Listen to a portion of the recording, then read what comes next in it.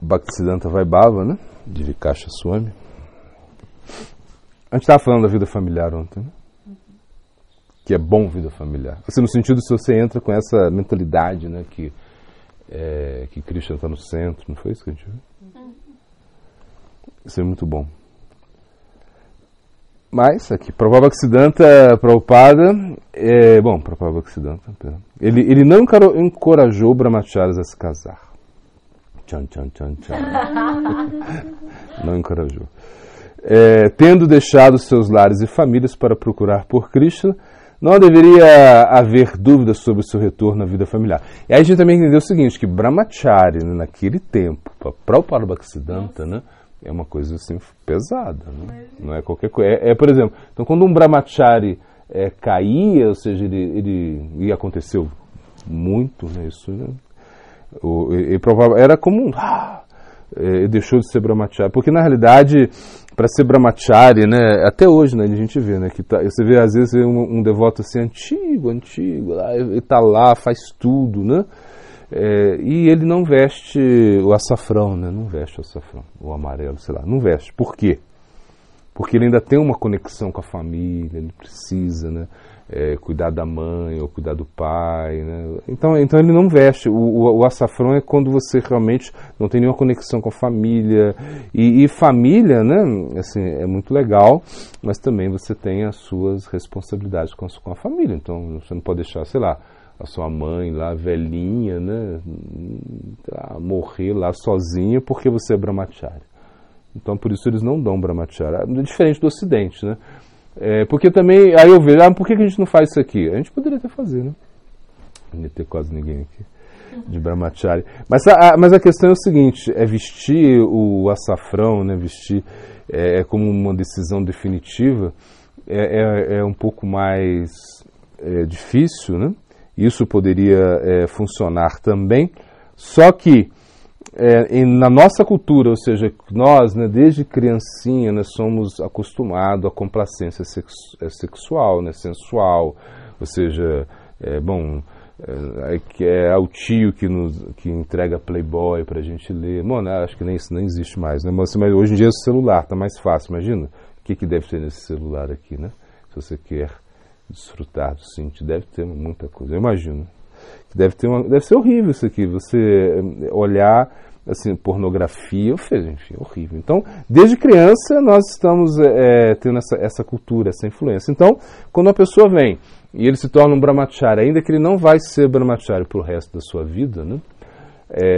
Eu acho bom ele vestir o açafrão, porque isso já cria um sânskara nele, né? Ou seja, ele começa, para outra vida ele pode levar isso, que é um processo purificatório também, ser brahmachari, controlar os sentidos. Isso é muito importante, né? Então, eu vejo que o Swami Maharaj Prabhupada, ele veio e ele percebeu isso, ele percebeu que a nossa civilização, o Ocidente, era algo muito degradado. Então, ele estimulou que as pessoas tomassem brahmachari, vestissem vermelho, laranja, sei lá, e já fossem com tudo, né?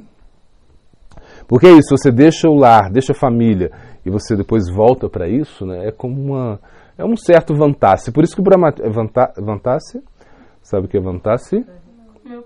Que é aquele que come o próprio vômito, né? Então, por exemplo, isso se diz muito a sannyasi. Você é sannyasi, depois você desfruta, é como se você tivesse comido o seu próprio vômito, né? Porque você deixou isso e agora você come de novo, né? Imagina, comer o próprio vômito. Mas é mais ou menos isso, essa é a ideia. Então, para brahmacharis também, essa era a concepção, né? Que não houvesse retorno à vida familiar, né?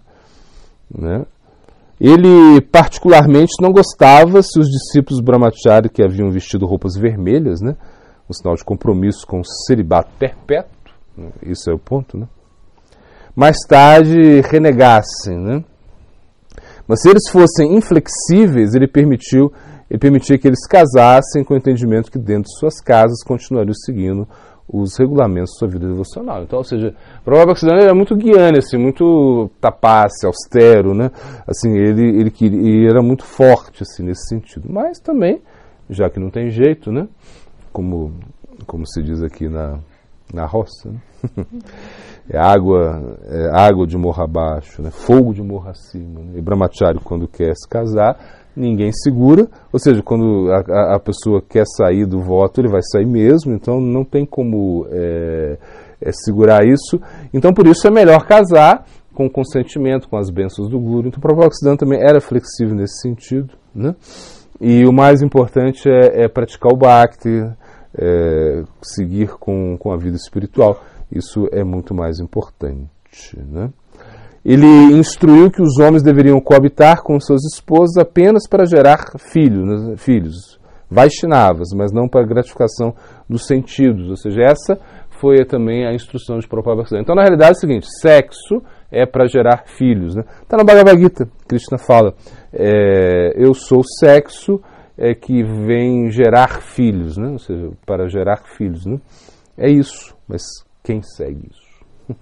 Então, por isso, ou seja, depois, né, e Swami Maharaj Prabhupada também ele veio com essa mentalidade, né? Então ele pegou e falou, não, sexo só para ter filho consciente de Krishna, né? E aí um devoto uma vez perguntou, era um brahmachari, perguntou para Prabhupada, sexo só para gerar filhos, né? E mesmo assim, o Prabhupada ele restringiu, ele falou assim, só depois do período menstrual da mulher, né, que ele vai fazer sexo com ela, enfim. E aí ele falou, mas isso é melhor nem casar, né? Ele falou, o Brahmacharya falou, Prabhupada, isso é melhor, né? Só que é isso, só que quem vai conseguir? Então, de acordo com a natureza da pessoa, ela vai ter, de repente, que ela tem que se casar e ela vai ter que... E seguir essa instrução não tem jeito, né? Assim, ou seja, jeito tem, né?